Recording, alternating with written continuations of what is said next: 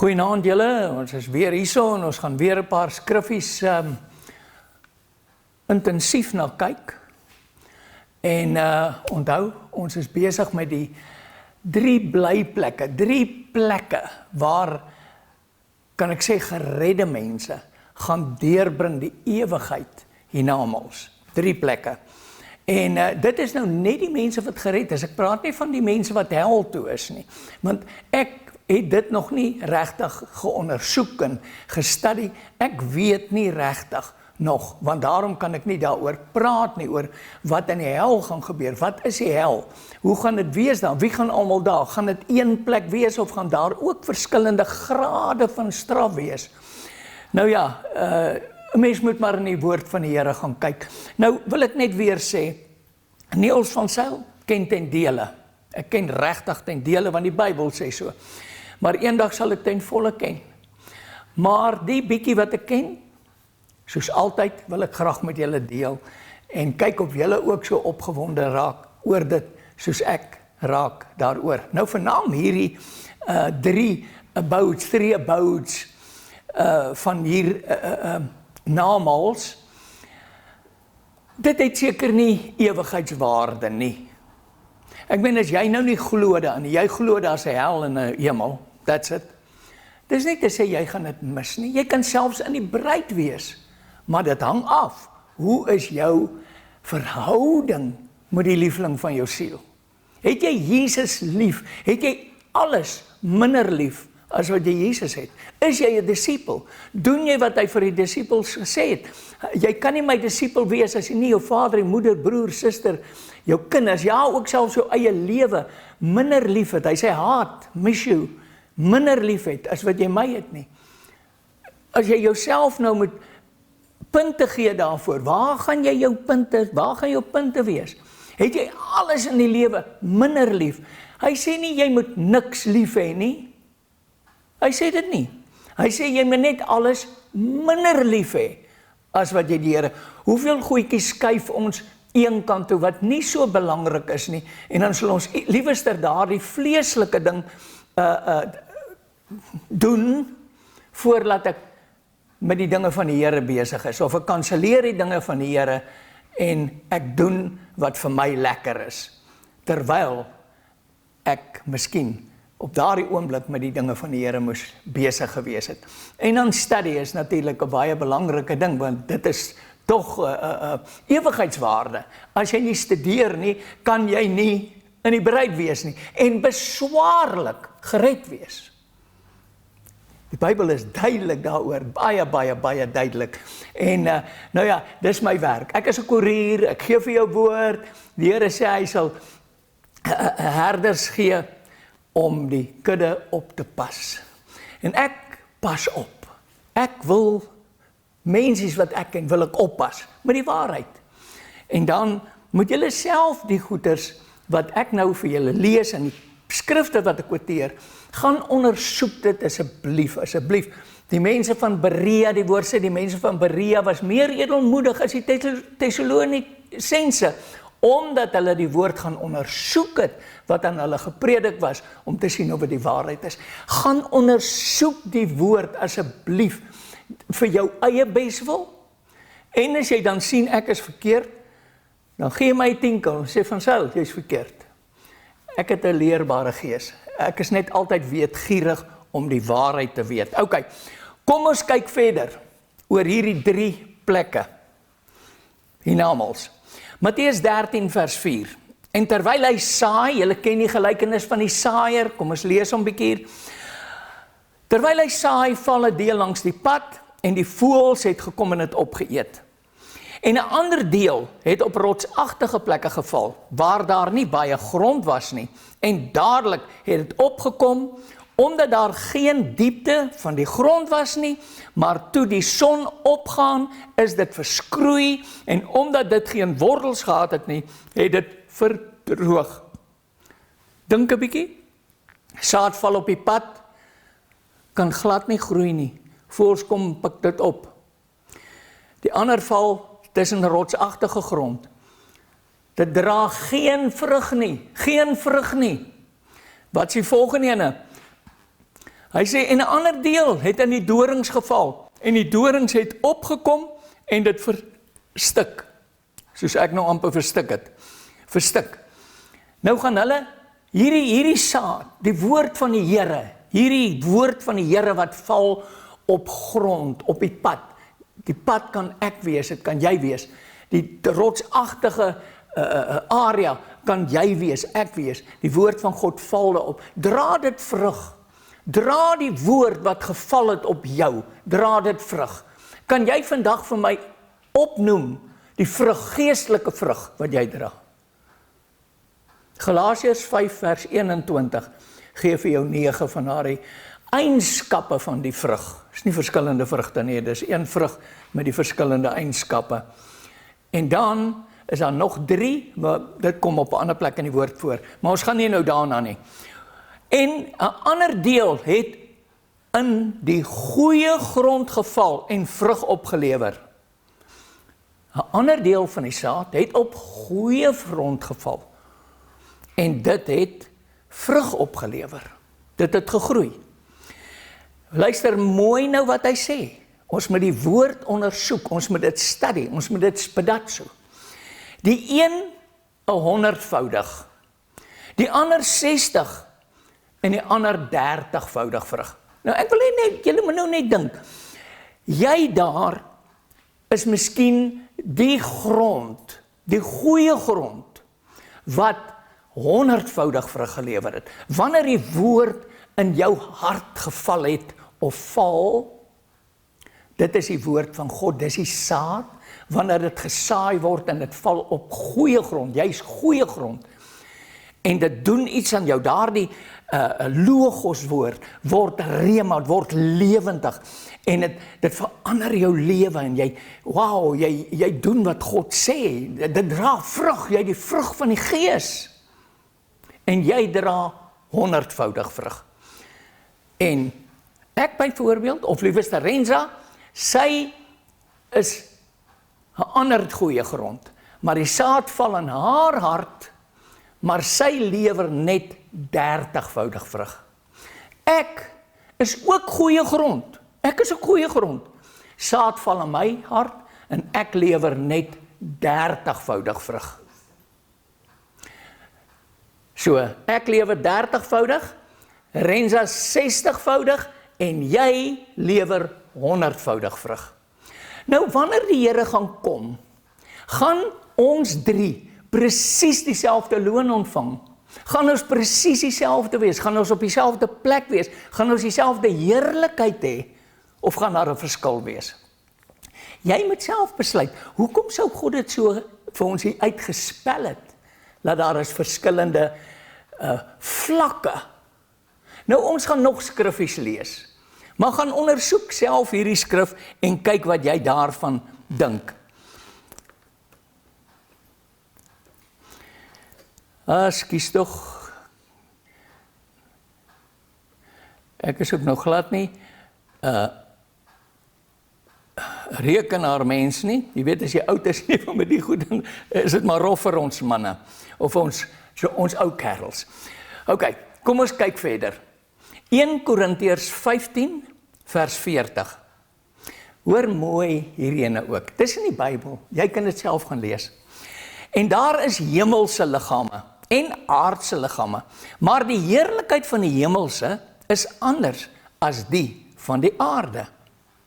Anders is die heerlikheid van die son.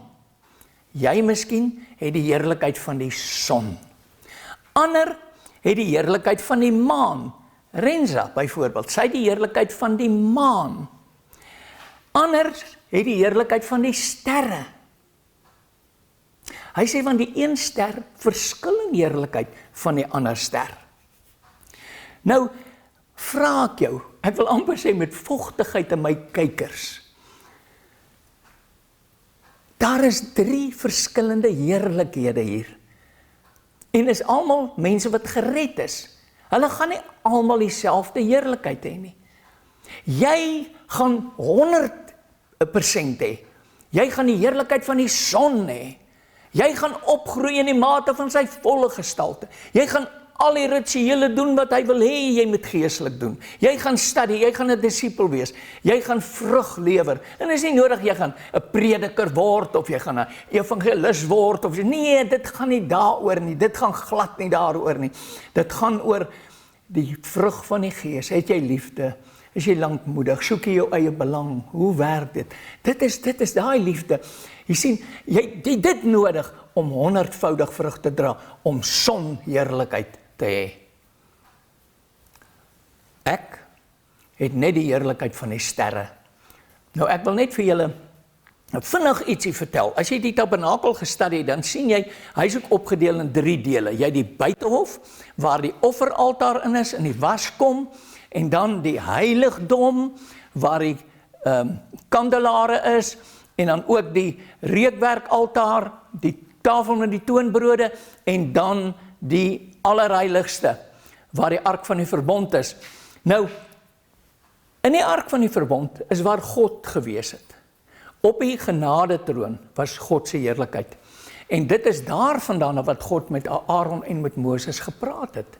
En vir hulle gesê het wat hulle moet doen en wat hulle die volk moet sê.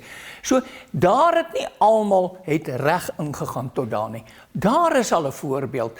Van die priesters het net gegaan tot daar. Van hulle het ook hier ingegaan. En natuurlik een het ingegaan tot daarbo. Maar ons moet poog om ook eendag in te gaan. Ons kan nie nou ingaan nie, daar waar God is nie. Mense sê, ek het die Shekinah van God beleef. Ek was in sy, hulle sê Shekinah glory, maar Shekinah is glory. So, ek het in sy Shekinah ingegaan, ek het 'n ervaring met God gehad. Ek was in God se heerlikheid in. Nou vra ek jou, as die Bybel sê dat toe Jesus opgevaar, toe sê hy vir die disippels, julle moet nou nie bekommerd wees nie. Ek gaan op na my Vader, maar ek kom weer, en dan kom ek julle haal, sodat julle ook kan wees waar ek is. Maar hoor wat sê hy? Hy sê, ek gaan op na my Vader. Julle kan nie nou daar wees nie. Julle kan nie nou saam met my gaan nie. Julle kan nie daar kom nie. Maar ek kom weer, dan kom ek julle haal om saam met my te gaan, sodat julle ook kan wees waar ek is, by my Vader, op sy troon.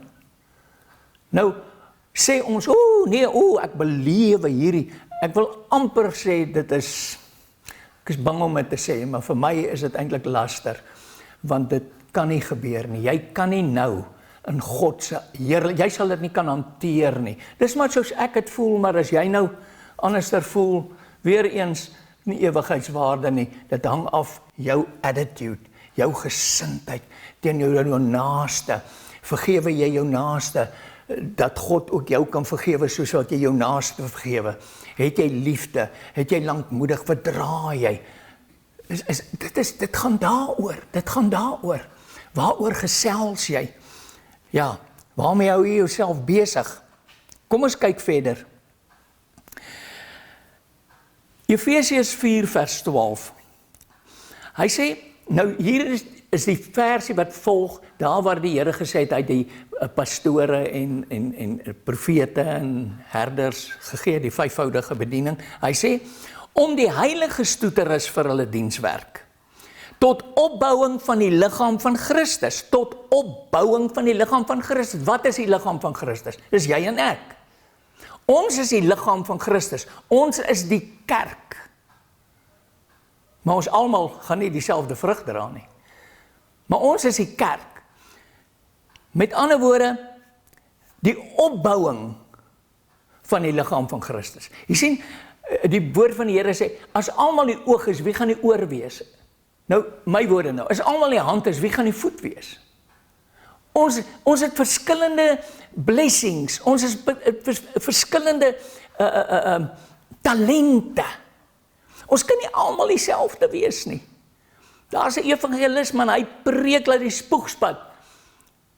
En mense kom tot bekering. Ander ou het weer 'n ander gawe. Ander ou het weer 'n ander gawe. En ons moet nie streef na die hoogste gawe en die beste gawe om ouens se bene langer te rek en al daai stories nie. Ons moet die grootste gawe wat jy ooit kan hê is om liefde te hê en die vrug van die Gees. Dis die beste gawe.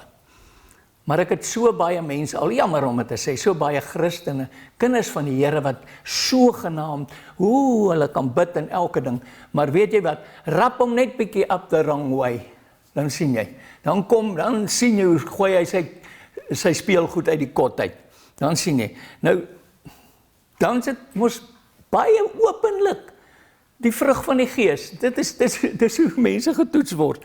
Ok, kom ons gaan voort. Hebreërs 5 vers 12. Want hoewel julle vanweë die tyd leraars behoort te wees, het julle weer nodig dat die mens julle die eerste beginsels van die woorde van God moet leer, en julle het weer behoefte aan melk en nie aan vaste spyse nie. Nou hier is ook weer 'n skrif wat vir jou wys, hy sê hier, hy praat met geredde mense wat gered was, en of nog is, maar hulle het niks gegroei nie. Paulus, hy sê man, vanweë die tyd moes julle al leraars gewees het, julle moes nou al groot ouens gewees het in die Gees, maar weet julle wat, ek kan julle nie vaste spyse gee nie, ek moet julle weer melk voed. Ek moet julle weer melk gee. Nou dit vind ons in die kerkwêreld. Mense is jare op die pad, maar hulle ken net een ding, en dis die evangelie. Hulle het net die fundament. Nou, julle wat dit nou nog nie gehoor het, gaan lees Hebreërs 6. Vanaf vers 1, dit gaan so. Moenie bly by die begin aangaande die prediking van Jesus Christus nie. Hoor mooi, hy sê, moenie bly by die begin aangaande die prediking van Jesus Christus, dis die evangelie. En dan gaan hy aan, dan sê hy, en om die fundament te lê van bekering uit dooie werke. Hoor mooi, om die fundament te lê van bekering uit dooie werke. En handeoplegging, dis val onder die fundament, handeoplegging. En leer van die doop, dis fundament. En opstanding uit die dode, dit beteken nie hier, as Jesus gaan kom nie, dit beteken by die doopbad. Jy word uit die Gees en uit die water wedergebore by die doopbad, as jy begrawe word saam met hom in sy dood, in sy naam, in sy karakter, in sy autoriteit begrawe word, staan jy op 'n nuwe skepsel in hom. Daar's 2 skriffies wat dit sê, duidelik. Dan staan jy op, dis waar wedergeboorte plaasvind. So, dit is alles net fundament. Jy het nog nie 'n steen gebou nie. Nou moet jy begin bou. Goud, silwer en kosbare stene, hout, hooi en stoppels. Kom ons lees. Ek gaan dit gou vir julle lees. 1 Korintiërs 3 vers 12. En as iemand op die fundament bou, goud, silwer, kosbare stene, hout, hooi, stoppels, elkeen se werk sal aan die lig kom, want die dag sal dit aanwys, omdat dit deur vuur openbaar gemaak word, en die vuur sal elkeen se werk op die proef stel, hoe danig dit is. As iemand se werk bly staan wat hy daarop gebou het, sal hy loon ontvang. Dink mooi, hy gaan loon ontvang, as sy huis bly staan.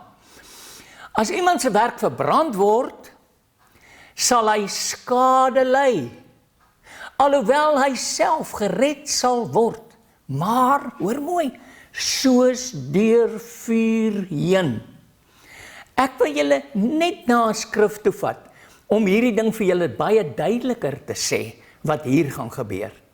Jy gaan mense kry wat nie met goud, silwer en kosbare stene gebou het nie, maar wel met hout, hooi en stoppels. Hulle werk gaan afgebrand word, en hulle gaan loon verloor, hulle gaan skade ly, alhoewel hulle gered is. Is dit duidelik? Dis mos duidelik. So hier het jy ook nou weer 2, jy het ouens wat gebou het met goud, silwer en kosbare stene, ander met hout, hooi en stoppels. Maar, nie een gaan hel toe nie, van hierdie groep. Anderster moet jy vir my dit verklaar. Hoe moet ek dit anderster lees? As iemand se werk verbrand word, okay, kom ons weer gaan aan, weet julle nie dat julle 'n tempel van God is, en die Gees van God in julle woon nie. Nou, as jy bou met hout, hooi en stoppels, wil jy graag hê Christus moet in jou woon, wat met hout, hooi en stoppels gebou is. Jy is die tempel, ek is die tempel van die Heilige Gees. Ek met my liggaam, hierdie tent, hy sê hierdie tent gaan afgebreek word. Hierdie tent moet absoluut so gebou word, so equip word, toegerus wees, dat God en die Heilige Gees daarin kan woon, daarin wil woon. Want hy sê jou, op 'n ander plek sê hy, jou liggaam is die tempel van God. En hy sê ook van die Heilige Gees, ja, hier sê hy dit, weet julle nie dat julle 'n tempel van God en die Gees van God in julle woon nie? As iemand die tempel van God skend, sal God hom skend, want die tempel van God is heilig, en dit is julle. Ek dink maar net wat mense doen met hulle liggame, hoe hulle dit opmors, hulle is nie happy hoe God hulle geskape het nie, hulle is nie gelukkig hoe God hulle geweef het in hulle moeder se skoot nie. Dawid praat daarvan, hy sê, wonderbaarlik het God my geweef in my moeder se skoot. Wonderbaarlik is God. Maar nee, ek sê nee, God het halwe werk gedoen. Ek wil anderster lyk. Ek gaan hierdie laat verander. Ek gaan daai laat verander. Ek gaan hierdie byvoeg. Ek gaan daai wegneem. Hoe gaan jy met God? Hoe gaan jy my by God verbykom? Hoe gaan jy vir God explain? Skus, ek sal weer met die Engels en die Afrikaans, maar is nice. Hoe gaan jy met God daaroor handel? Wat gaan jy vir God sê? Want hy sê, jy is die tempel, ek wil in jou bly. Maar jy's nie happy hoe ek jou gemaak het nie, hoe ek jou geweef het in jou moeder se skoot nie, jy's nie gelukkig nie. Is vreeslik, kan julle sien mensies, hoe ernstig hierdie saak is? Kan jy sien hoekom is dit weinig mense wat in die bruid gaan wees? Weinig. As ek om my kyk en ek dink en ek kyk na my eie lewe ook en ek sien hoe kom ek kort? Dan is ek hartseer. Weet ek hoe min mense gaan dit maak? Oh my goodness, is verskriklik. Kom ons kyk verder. Het gaan nog altyd oor 3 plekke. Openbaring 3 vers 21.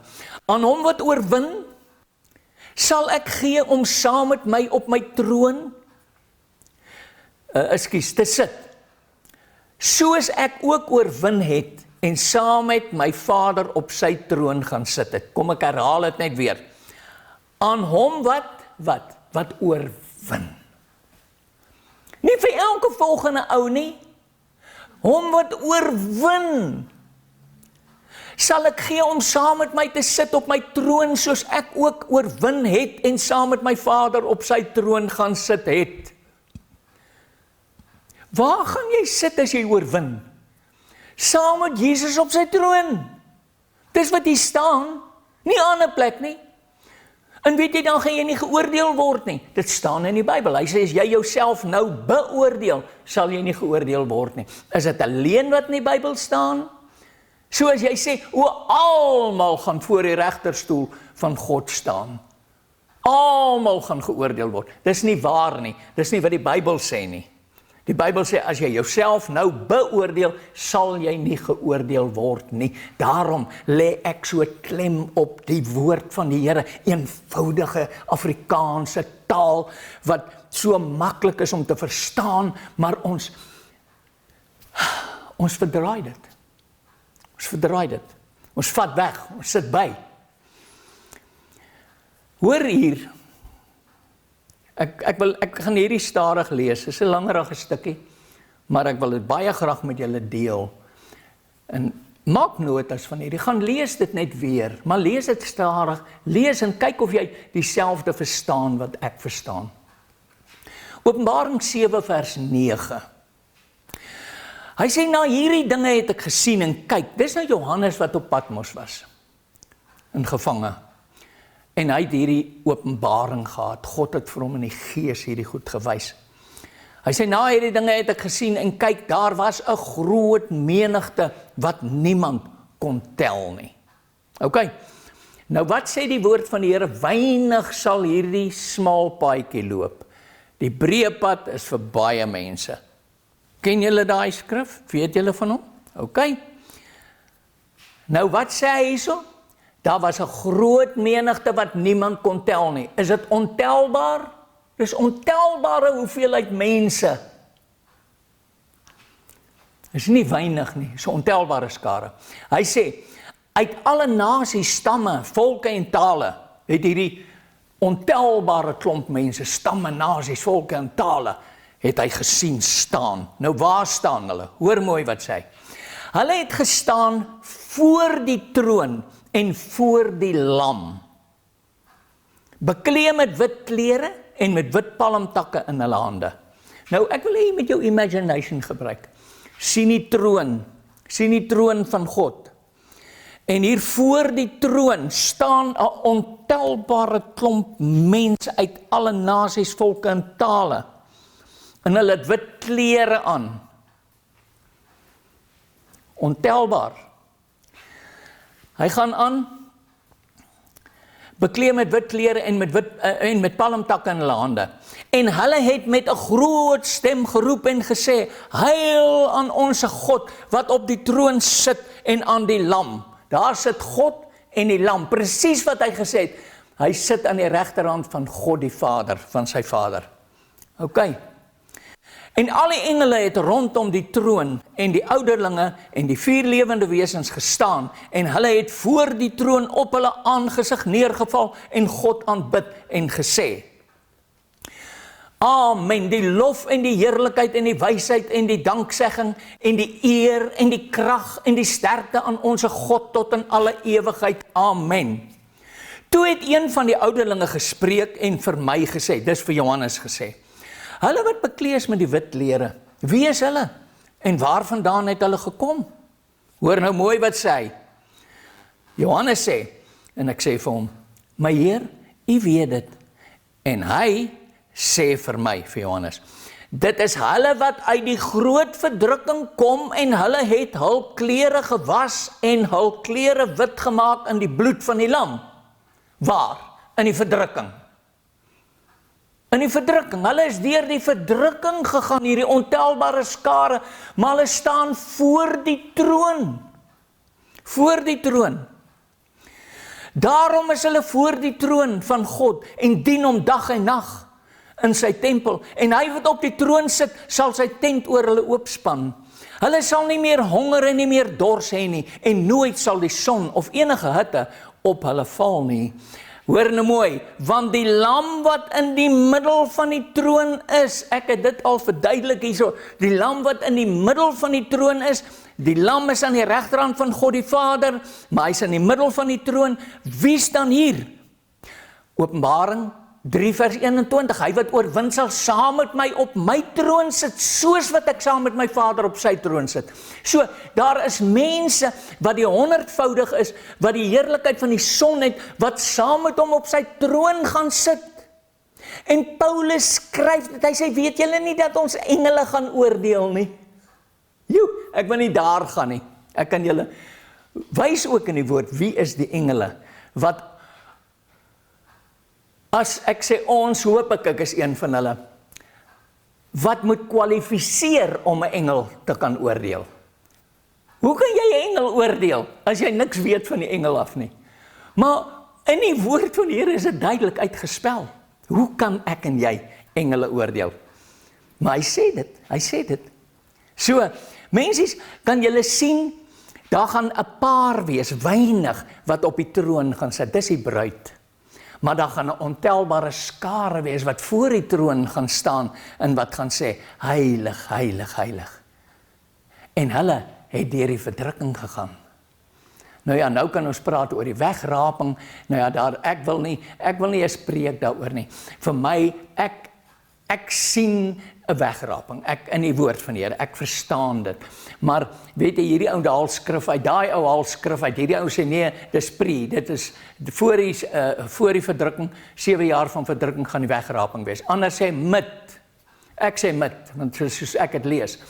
Maar ander sê nee, daar's nie 'n wegraping nie. Almal gaan weggeraap word aan die einde van die verdrukking, né? Almal moet deur die verdrukking gaan. Dit lyk nie vir my so nie. En ek het skrif wat vir my oukei is. Maar weer eens, dit is nie ewigheidswaarde nie. Jy kan glo wat jy wil hierso, maar hê God lief, doen wat hy sê, bou vir jou met goud, silwer en kosbare stene. Ek meen, ek kan 10 keer die glo en daai glo, maar as ek nie bou met goud, silwer en kosbare stene nie, gaan ek skade ly. Skade ly, ek gaan voor die troon staan, nie op die troon sit nie. Oh my goodness, mensies. Want die lam wat in die middel van die troon is, sal hulle laat wy en hulle na lewende waterfonteine lei, en God sal alle trane van hulle oë afvee. Hoekom sal die bruid huil? Hierdie is hy ontelbare skare wat gaan huil. Hoekom? Hulle gaan na die troon kyk, hulle staan mos voor die troon. Onthou geestelik, hulle sal kan sien. Wat gaan hulle daar sien?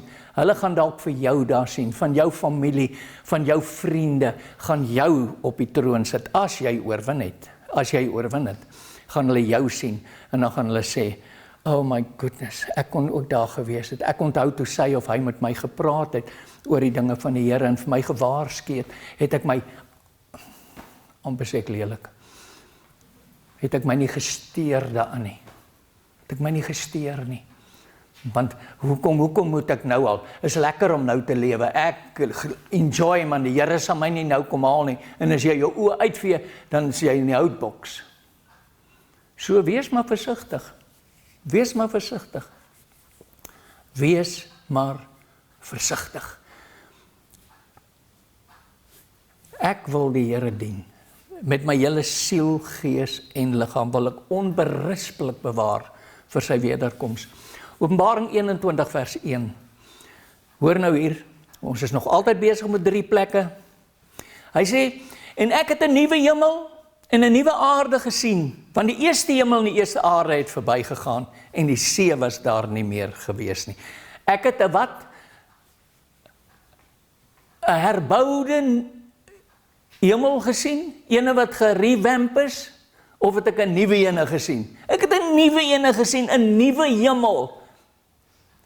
Die ou het verbygegaan en ek het 'n nuwe aarde gesien, 'n nuwe wat nie 'n see het nie.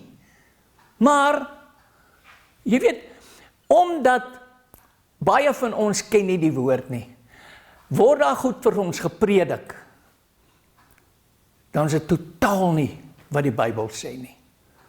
Want dis hoekom jy mense kry dat nee, die Here gaan hiernatoe kom, ons gaan nog hier aardappels plant, boeta, en ons gaan nog canfruit maak en elke ding. Ons gaan hier wees, die Here gaan hier so nou ons toe kom. Met ander woorde, wat doen hy? Hy neem skrif uit die Bybel uit. Dis gevaarlik, dis baie, baie, baie gevaarlik. En ek, Johannes, het na die heilige stad, die nuwe Jerusalem sien, en ek, Johannes, het die heilige stad, die nuwe Jerusalem, sien neerdal van God uit die hemel, toeberei soos 'n bruid wat vir haar man versier is. Ek is regtig aan die einde. Nou mensies, die nuwe Jerusalem is die bruid. Dis nie 'n stad wat gaan neerdaal nie. Dan moet daar 'n tabernakel ook neergedaal wees, want hy sê die tabernakel gaan by die mense wees. Jy weet, ek wil sommer dinge sê, maar ek weet ek moet die gesindheid van die Here openbaar. Oor mense wat goed sommer so verander en wat geen kennis het nie. Hulle kan nie dink nie, want dit is wat die woord van die Here sê. Die Here maak hulle blind, die Here maak hulle doof. Want hulle stel nie belang nie. Hulle wil net hulle eie ding doen, en dat hulle nog stry ook oor die woord. Mensies, die Here gaan kom. So seker is wat ek vandag hier staan, gaan die Here kom. Ons kan sê, ag nee, die Here gaan nie môre kom nie. Maar miskien kom die Here vir jou môre, deur middel van 'n weer, 'n donderweer, of deur middel van 'n hartaanval, of deur middel van 'n karongeluk. Miskien kom die Here baie gouer vir ons, as wat ons dink. Is jy reg? Is jy reg, of is alles net meer belangrik as God? Dit help nie, jy leef net so bietjie nie. Gaan lees net die Bybel, hoe belangrik dit is om regtig God te doen in alle waarheid. In alle waarheid. Nie soos jy dink dis goed nie. En om jou vlees net te satisfy nie. Dis nie goed genoeg vir God nie, kan ek jou nou al sê. Ek is jammer ek moet hierdie goed praat, maar weet jy wat, ek sien dit. En dit maak my hart seer, as ek weet mense worry nie, hulle vee hulle af aan die woord van God en wat God sê. Het help nie net, jy ken een skrifgie en jy weet so bietjie nie. Jy moet die woord study, jy moet weet, wie's God? Wat verwag hy van jou? Nou ja, ek dink ons gaan volgende keer gesels ons weer oor 'n ander onderwerp. Maar asseblief, as jy saam met my stem, sit maar 'n like in. Dit doen iets vir my. Dit motiveer my. Maar as julle voel dit is nie okay nie, jy like dit nie. Baie van julle glo ek sal dit nie like nie, want dit is nie likeable woord hierdie nie. Maar die Here het nooit gesê dit gaan nice wees nie. So bless julle, die Here seën julle.